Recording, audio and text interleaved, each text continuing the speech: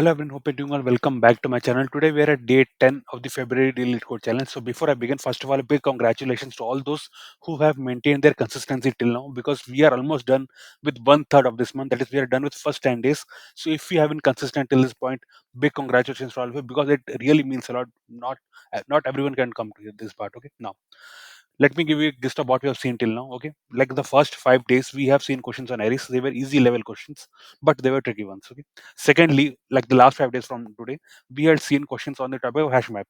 They were some very good questions, and especially I will say yesterday's question, if I remember correctly, the acceptance rate was even less than that of a hard marked question.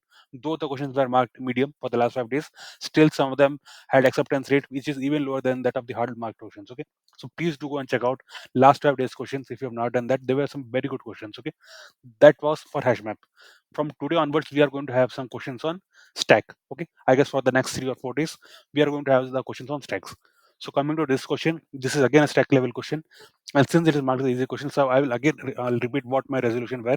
Whenever it is easy question, okay, we have to try our best to put a solution through which we are beating 100% of other solutions. Okay, I have done the same. I can proudly say that I have done the same. Second point is that whenever you're solving easy question, always try to avoid using the inbuilt functions. Okay, because remember, whenever easy solution in an interview, like imagine if you are in an interview. Okay, like like I'm presenting to you, you will be presenting to interviewer. If you're using an inbuilt function, they will, the first thing they will point out is that can you solve it without using that. Okay, that is the first thing. Second thing is that remember, let us say you are in an interview, like easy question everyone can solve it. Even if you do O of n square of O of n, whatever you do, you will be able to solve a easy question. But remember, if you are able to bring up something like this, okay, if your solution is showing like you are beating 100% of other solutions, believe me, it will make an impact on the interviewer's mind. So that is always I say, whenever it's an easy question, should be worried, because everyone can solve easy questions. Okay, if it is a hard question, I am damn sure not everyone can solve that. But if it is easy, everyone will be able to solve it. Whoever are competing with you, they will be able to solve it. In that case, you have to ensure that your solution is beating 100% of the test cases. If you show that, I'm damn sure that it will leave a very good impression on the interviewer's mind, and your chances will be very, very high. Okay. Secondly, always have an alternative for inbuilt functions, because you may not be allowed to use inbuilt functions, especially when the question is easy. Okay. Now, without taking much of your time, let me quickly go to the solution of this part. Okay, I'll be showing you both Python as well as Java solutions, and both of them are like very interesting ones. Okay, logic will be same, but yeah, they're going to be very interesting. Let us quickly begin with today's question. 3174 clear digits. Okay, so a very, very short question. See, we are going to be given a string. Okay, what we have to do is we'll have to, okay, let me zoom in and let us begin.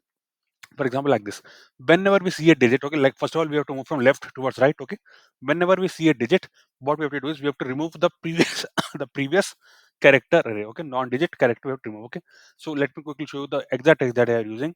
Your task is to remove all digits by doing the following operation. Okay, repeatedly delete the first digit and the closest non-digit character towards its left. Okay, for example, if for example, let's say I'm at 3. Okay, I started from C, then I came to B, and then I'm at 3. So when I'm at 3, the nearest non-digit character towards the left is going to be B. Okay, so B should be removed. Okay, after that we go to 4. Okay, let me quickly write it and show you, because that will make more sense according to me. Okay, let me zoom out and let me write it.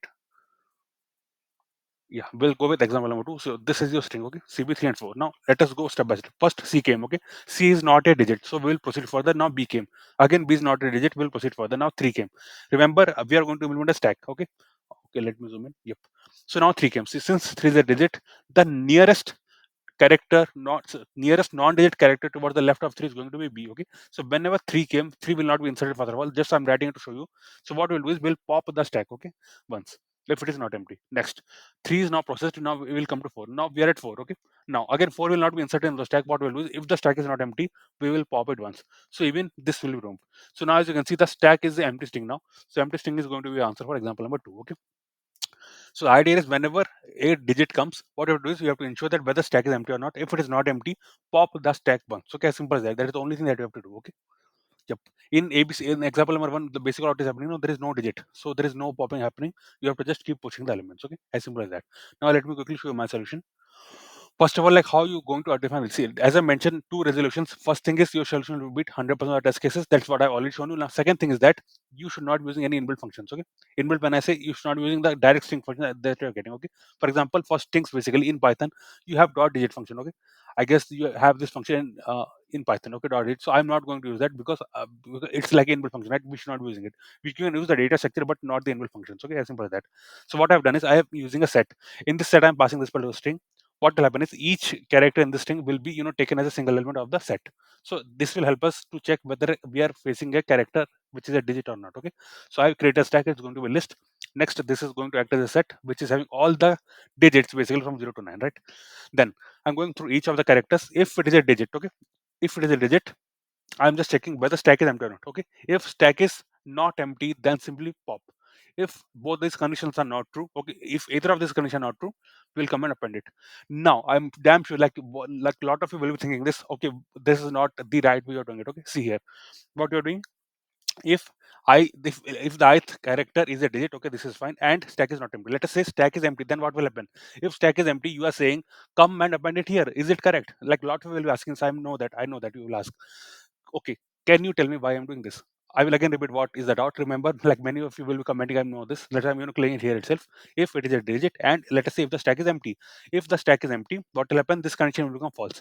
When this condition becomes false, what will happen? This particular thing will not execute. Okay, we will execute this condition then. Okay, now if I execute this condition and we know that I is a digit in that case, so are we going to append a digit? So is it correct? Okay, is it correct? So let me tell you this. Come to the constraints and see this part. They are saying that as consists only of okay, this is fine. This part, the input is generated in such a way that it is possible to delete all the digits. Okay, again read the question very carefully. They are saying delete the first digit, and remember here and is present, not a or. Okay, and the closest non-digit character toward the left. Okay, that means it is compulsory to delete something. Okay, if we are not in a position to delete something after a digit, then it's not a correct input. I have tried the same. Okay, what you can do is open your input box. Okay, yeah, this one, if you open and like in that, just give like this. Okay, go to test cases. Let me add an additional one, and here like enter a number and then submit. I'm damn sure you will get error because this is not a valid input in this case. Okay, this is not a valid input. I want you to try this. That is the reason why I have not checked this condition here. Okay, so the idea here is, if it is a digit and if the stack, it can never happen that stack is going to be empty. Okay, it can never happen that the stack is going to be empty when we are facing a digit. That means always there will be something for us to remove. Okay, so this is just to show you, but remember there will never be a case if you're facing a digit the stack will never be empty. Okay, that is the reason why I'm not checking further if what is the else condition going to be. Okay, so that will never happen that if there is a digit the stack will always have some character. Okay, it will never be empty. That is something that I want to tell you because there is clearly mentioned the constraint. Okay, so if you are doubting that, that means you have not understood the question carefully. Again, go and read out the question. Okay, now, yeah, this part is very clear. Whenever you're facing a digit, the stack will never be empty, and we'll have to pop the character which is there in the top of the stack. Right. Next is, if it is not a digit, what you have to do? Simply, that is, if it is a character, we have to simply append it in the stack. Right. As simple as that. Finally, after all this is done, remember the return type is string, right? We cannot return a list. Currently, we are holding a list which is stack, right? So we'll have to join it to form a string. Okay, what are values are present in the stack?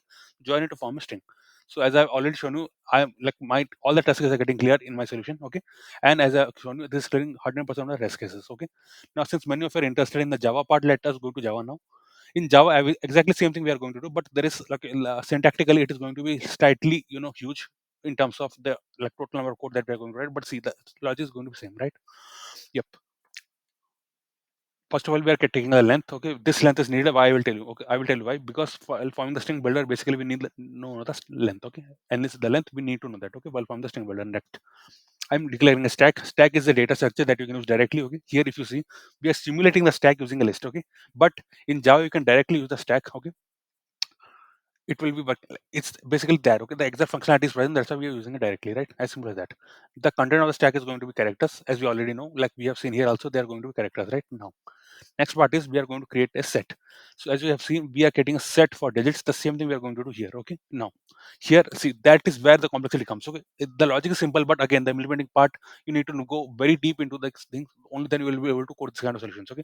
Because see here, what we are doing in the constructor, we are passing a list. Okay, you can call it like array list. Okay, we are passing a list in which these all values are going to be there. Okay, remember, in a constructor of a collection object, you can only pass another collection object. Okay, you cannot pass an array like this. Okay, always, that's why you can see I'm using a list. Okay, that is, this particular array is converted to a list. Okay, array with these elements is converted to a list. Remember, list is a collection object. Okay, so in the constructor of a collection object, you can only pass a collection object. Okay, for that reason I'm doing this array with these elements.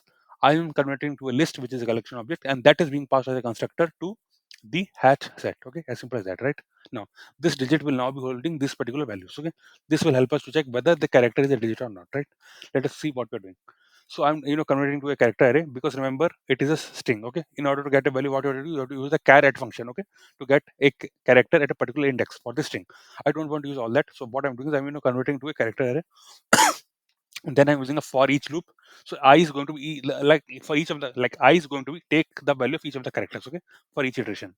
Next, I'm just checking whether digit contains I. That means if it contains I, that means it is going to be a digit. Okay, as simple as that. Then these things I've already mentioned you. Like whenever there is a digit, the stack will never be empty. So maybe you can even remove this condition. That doesn't make sense here because in the constraints they have very given very carefully. I will again repeat this part. See here, they mentioned clearly this is the first digit and remember this is and condition. Okay, it's not optional one. Okay, it's not like if something is present then you remove it, otherwise simply leave it. It's not like that. You have to remove something. If you have to remove something, that means tab can never be empty in that case. Okay, and the closest non-digit character towards the left. Okay, as simple as that. So what I'm trying to show you that this condition can be removed. Okay, as simple as that. So whenever a digit is coming, stack is supposed to have some elements at the top. Okay, that stack is supposed to have some elements. In that case, if whenever you're getting a digit, what you have to do, simply pop the element. Remember, digit will never be entered in the stack. What will happen whenever there is a digit, you will instead pop the existing element out of it. Okay, the topmost element will be popped. Okay, so see, we'll have to understand how the stack works. Okay, I'm sure that you should be knowing this part if you are into programming. But just again learn the difference between stack and a queue. You should be knowing these parts. Again, if you don't know, this solution will not be making some much sense to you. Okay, if you don't know, please go and Google like what is a stack and what is the difference between a queue. Okay, how the input like how the traversal. I mean to say when you're inputting something and when you are like popping out how the order is getting changed. Okay, as simple as like know that part. Okay, so I'm popping it out and here I'm pushing it. Okay, as simple as that. And finally, once this whole string in that, we are creating a string builder. Okay, finally our answer will be stored in this. Okay, remember one more thing, we have written a string. Okay, but remember string forming character by character is not a good idea. Okay, I see, like in one of the previous solutions I've proven that whenever you want a string to be built, always start with a string builder because remember strings are immutable in Java and Python. What that means, immutable basically, here also if you see, I have not used the string directly. I used a stack. I mean to say I've used a list. At last I'm joining it using a doing this part, right? Similarly here we are using a string builder. Why I'm doing this? Because remember strings are basically immutable in Java and Python. What that means is if you're adding something, let us say if you're adding a character to existing string, what will happen? It's not like only a character is getting added. It's not O of one thing. What will happen is the whole string will be copied and then the new value will be copied. So basically you're generating a whole new string out of it. Okay, that is not a good idea in terms of complexity and complexity, right?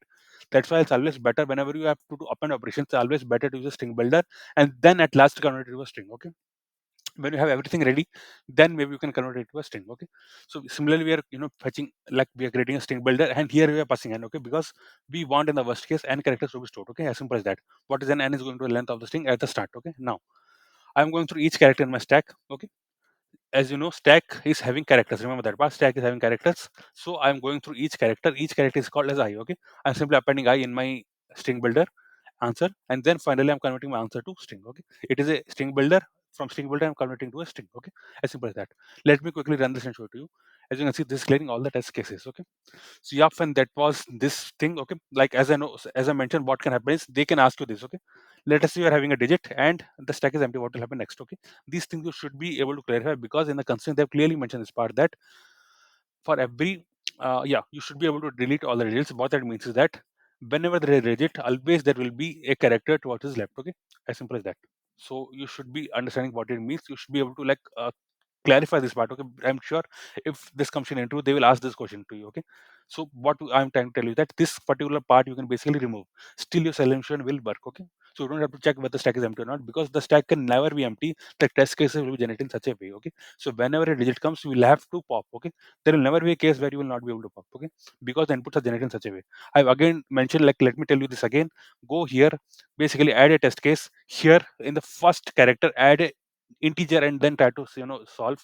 I mean just try to run. You will get error. Okay, I'm telling this, you will get error because that is not a valid test case. Okay, as simple as that.